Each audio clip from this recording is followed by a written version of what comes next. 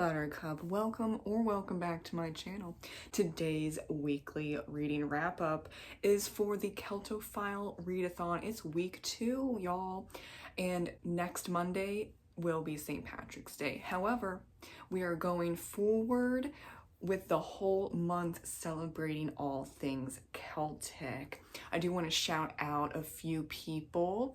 Heather, thank you for joining, Heather. And shout out to Bookish Travels. I did mention Bookish Travels, but I was tagged in a fantastic post by her on her channel showcasing her next read, and the book cover is gorgeous. Oh, and also Book Ramble. Thank you for shouting me out as well. I love to see it.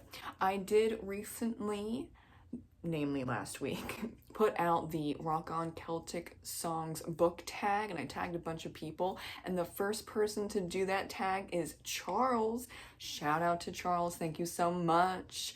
So we're gonna jump into what I'm currently reading, and it's still this chunky monkey, the story of the Irish race. Maybe I read 35 pages since the last time we spoke.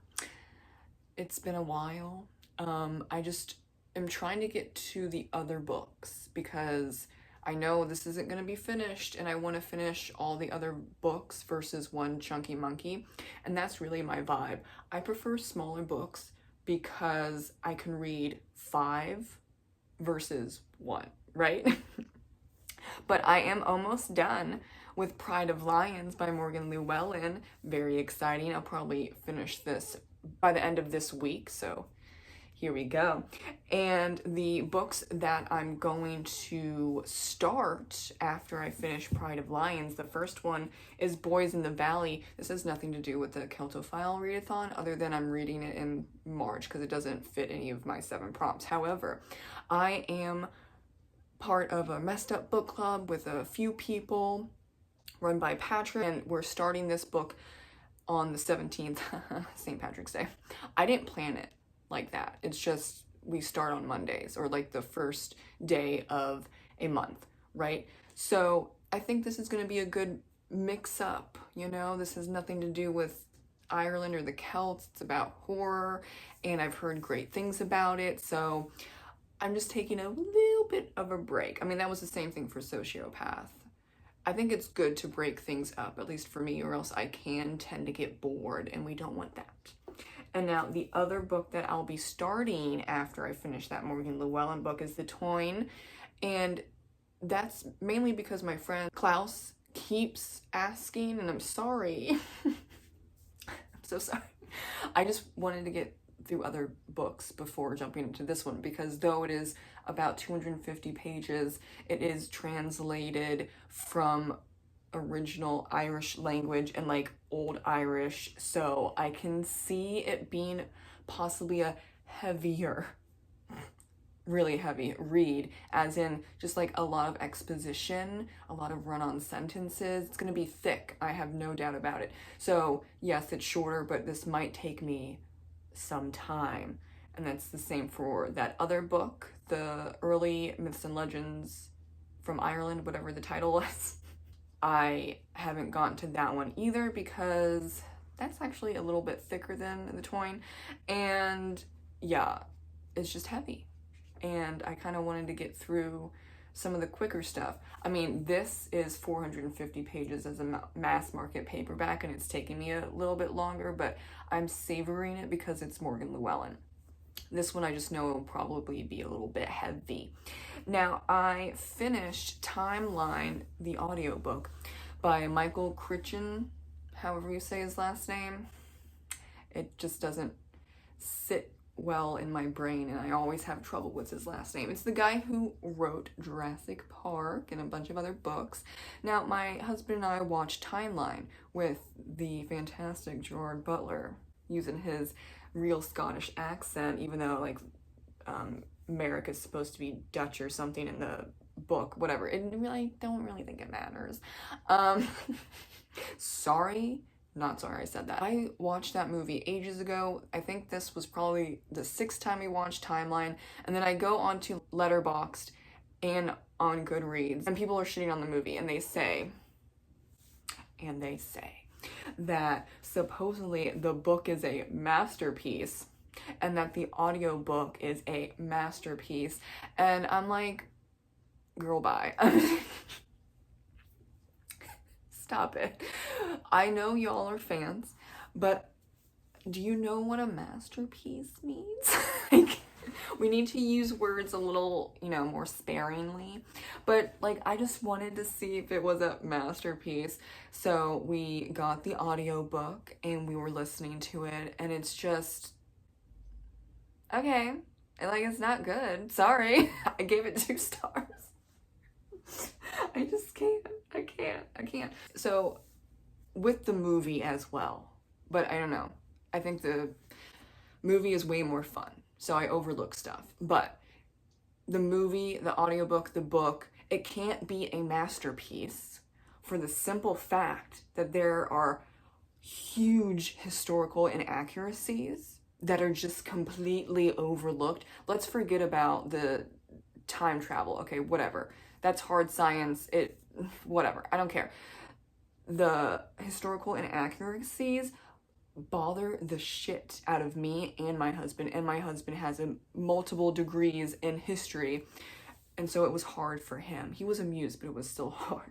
I at least can be like, oh, let me just forget about that part of historical issues and just like focus on the acting and the scenery and like Gerard Butler. Okay, that's fine. But what's the huge problem, Nicole? Well, during this time, they would not be speaking the English that we speak of today. You would probably have like an old English, Middle English, not the same as what I'm speaking right now, and that would be for the peasants.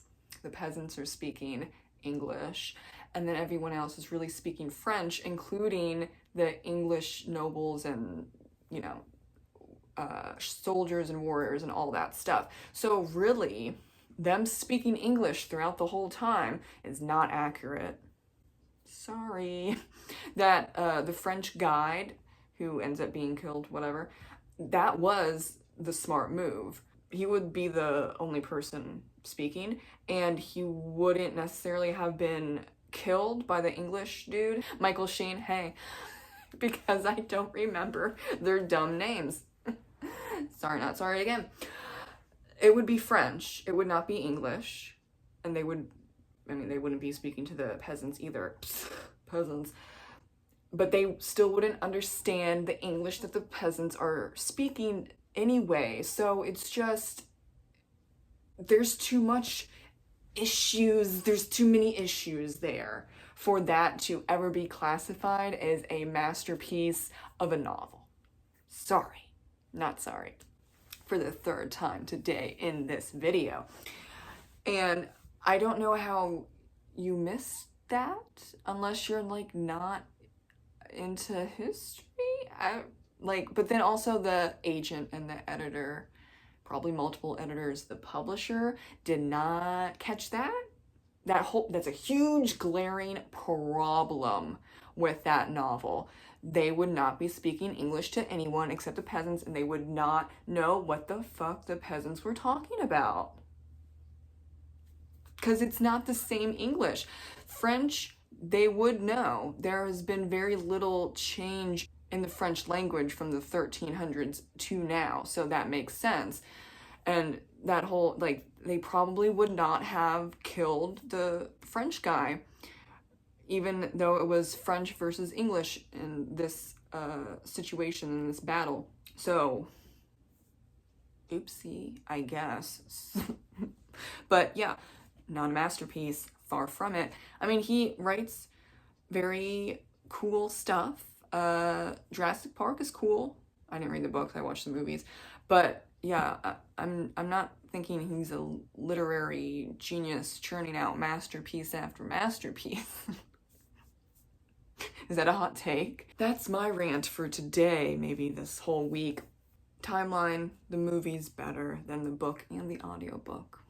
Yeah, I said it. I am not doing anything special for St. Patrick's Day because I don't celebrate St. Patrick's Day. If you want to know why, I have a members only video about that, and there will be many, many more members only videos just regarding all the things about my life that I don't particularly want to have public. Like, it's kind of public, but yeah, there's a $3.99 per month setup, so it's kind of sort of public but not. I will be releasing a members only video about my favorite Catholic saint, even though I'm not Catholic. I do have a favorite Catholic saint, so that's coming up for you all, the members, for Monday. And I do have just a regular video scheduled for Monday as well, but nothing special. Yeah. I am just celebrating the whole month of March, all things Celtic. That's why I named the readathon Celtophile Readathon instead of something specifically Irish, because we just want to celebrate the Celts, you know?